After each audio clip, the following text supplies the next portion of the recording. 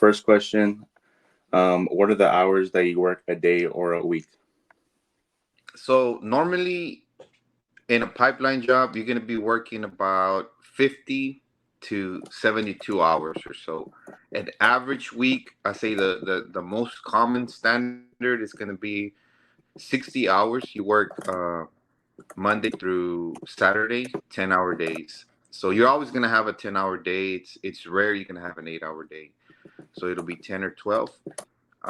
Closer to the end of the job, the hours start picking up or whatnot. Okay, all right. All right. For my second question, it would be, could you describe a typical workday?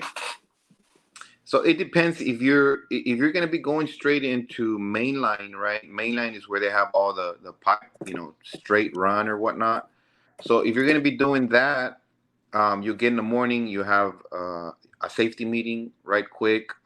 You might have to pick up welding rods or whatever, and then once they give you the go ahead, you'll have usually like an assembly lines type of welding. You'll have the guy that's going to be putting the bead, and then right behind that we'll have somebody will put the hot pass, and right behind that somebody will have the fill in the cap, and it's just you're just going one weld after another until you get a break time, and then you continue going again. You get lunch, break, and then you're out. That's how. I mean, you're getting it all day pretty much. And if you're Yeah. in fabrication, it's the same. But um, so what you do is you get in the morning safety meeting and you just start fabbing up, and same thing until you get a break, and then you pretty much do it all day. I always wondered, how long are the lunches and breaks like? Because since you guys are working like so long. So the break usually, it'll be around 15 minutes or so. Now it doesn't mean that you can't take, like, if you're fabrication, doesn't mean you can't stop, go to the restroom or nothing like that. Um, and lunch breaks are usually 30 minutes. All right. For my third question, what are some difficulties that you face in this job? I'd say the most difficult thing, well, there's two. The first one is trying to get your foot in the door in the beginning is extremely hard. That is probably one of the major obstacles. And then number two would be the family time that you have to sacrifice for being in the lifestyle. You have to pretty much, you know, drive away, far away from your house and work. So those are probably the two hardest things that I could think of. Fourth question, what is the most difficult aspect of your job? The most difficult aspect, I'd say, is the drive time. I mean, because honestly, after you learn how to weld, a lot of people will say X-ray, a lot of people will say, fabbing, but it becomes repetitive. I think the hardest part is to, driving out, to the job site, coming back, and just doing it a lot. All right. For my fifth job, what are some benefits to your job? What are some benefits to my job? I would say is the ability to make some money without having to go be a college, having to have a college education. I mean, if you was they say that about 5% of Americans make 100,000, and being a welder, you're gonna make more than that easy. So financial gain is pretty awesome. Yeah. All right. My sixth question would be, did someone influence you to choose this profession? Not really. Whenever we didn't have social media. I know a lot of kids, they tell me that, I inspire them or whatever, and or other people inspire them to do so. But I really didn't know that these jobs existed. I kind of just landed on them, and it was just more of trying to make some money to, Yeah. not be broke. All right. For my seventh question, actually, no, I said that one. What type of schooling or education did you need for this job?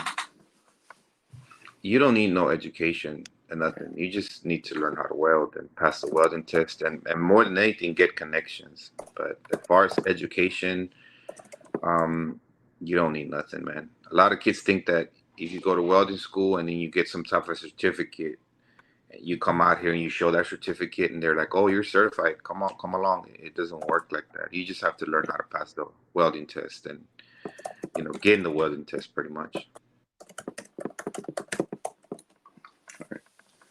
For my eighth question, was it difficult to find employment when you finished your education or like when you first started? Yes, it's extremely difficult. If you don't know somebody, it's extremely difficult. So if let's say you go to welding school and you finish, you know how to weld. If you don't know nobody, you're probably gonna have to come in as a labor hand or welder helper, and then build up from there, and eventually get your shot or get a welding test. But yeah, it's hard, man. For my ninth question, are there any dangers that you face at work?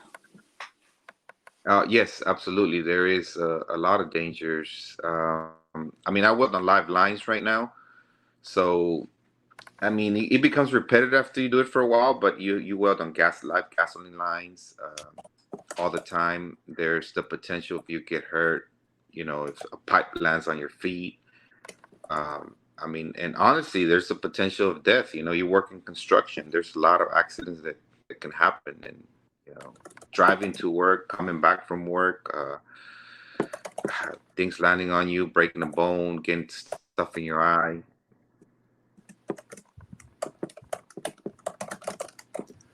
All right. For my 10th question, as you get older, are there physical limitations to the job? I think that there's a lot of misconception of people saying that welding ruins your body.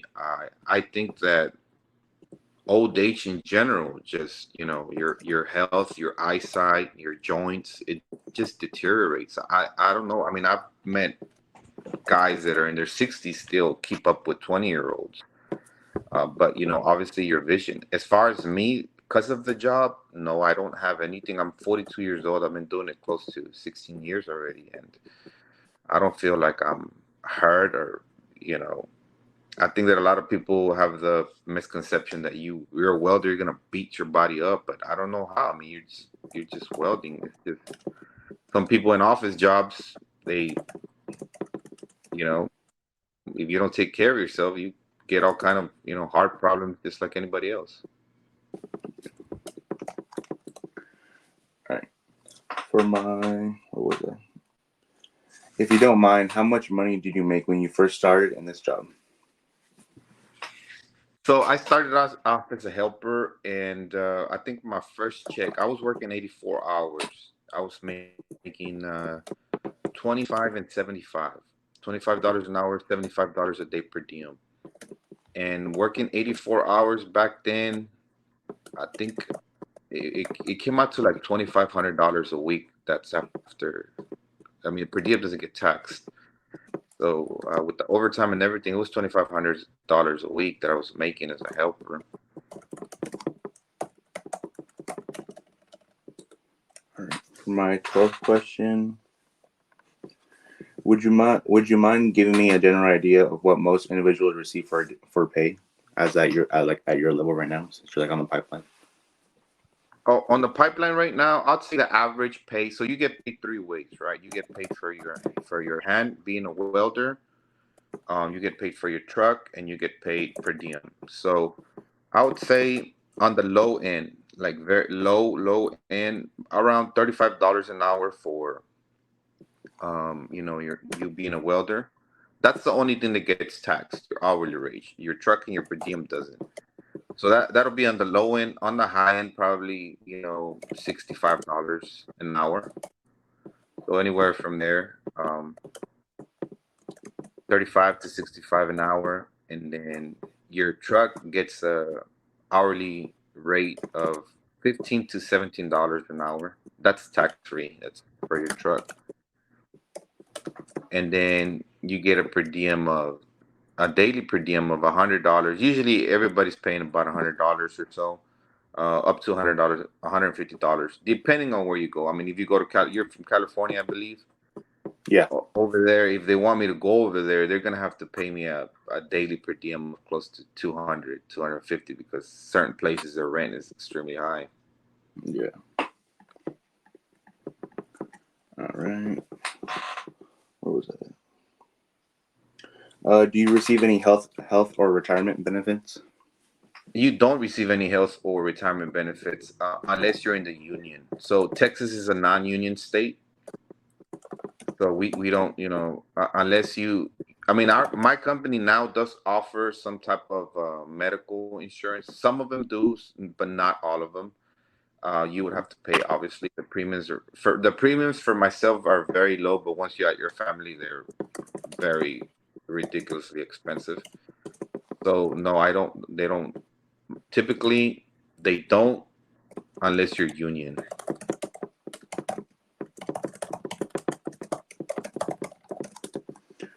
All right. What do you like most about your job? Well, what I like the most, to be honest with you, is the feeling that you get after you finish building something. It you go somewhere, especially on stations, that there's nothing there. You get there, and a group of guys build something awesome out in the middle of nowhere. I mean, that. Or even after you finish a piece that you fabricated, and it fits, it gives you really good satisfaction. Just build the building aspect, pretty much. It's really fun.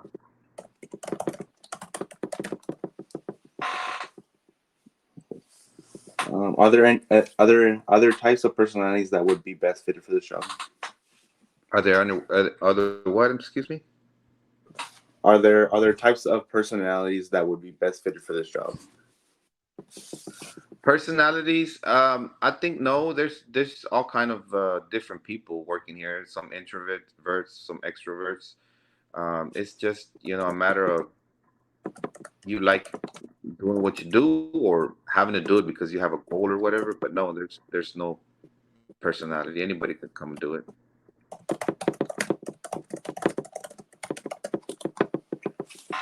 All right. Do you like working in the profession, and would you choose it again? Oh yeah, I like working here. I like working in the profession. Would I choose it again? I think that I've never thought about doing something else. I just think that I would have started like my side hustles a lot sooner than waiting. But as far as the profession itself, it's great. The only reason why I would want to get out of this is because of the travel time, because I'm away from my family. But if, let's say, I found a job here that was local and I was making maybe a little bit less money, I would not quit. I would continue doing it.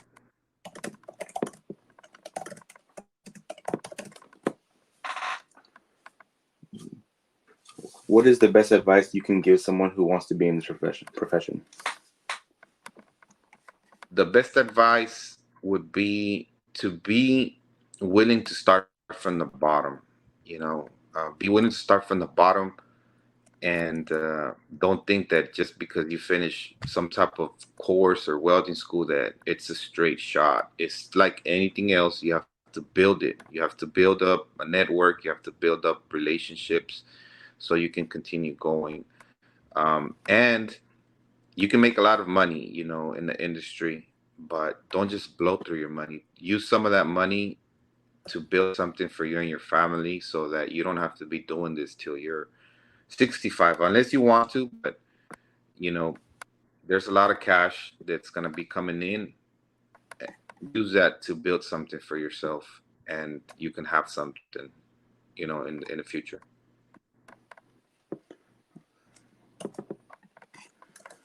All right, this is kind of like not really a personal question, but it's not on this. But out of your knowledge, what state would you say pays the best? Like trade or Like what? state as a welder, like states in Oh, the U.S. state. It's hard to say, to be honest with you, man. It's hard to say because usually a pipeline companies, they go everywhere. So it's not the state. I think that it's more which company will pay the most. it is really hard to say which state. I could tell you that wherever there's more industry for it, there's going to be more work for it. For example, here in West Texas, for example, has a lot of natural gas, oil stuff. So there's a lot of jobs there. Pennsylvania at one point, what was that? North Dakota at one point was paying. There was a lot of wages that was really high. So it depends on the company. Could be from Texas, but you're working in North Dakota. It just wherever there's more industry, that's where the top wages are going to be for the most part. All right.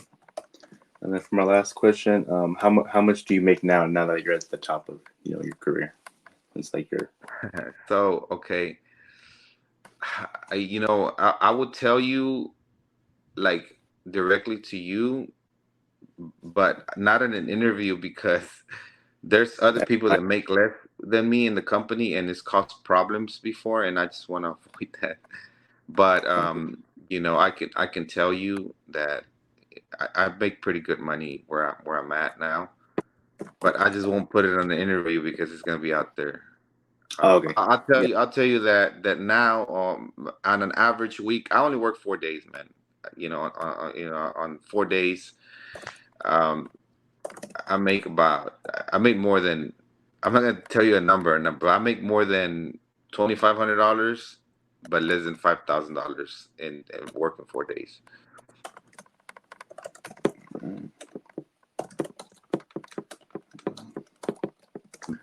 And yeah, that was all my questions. But no worries for telling me Cool, for not to.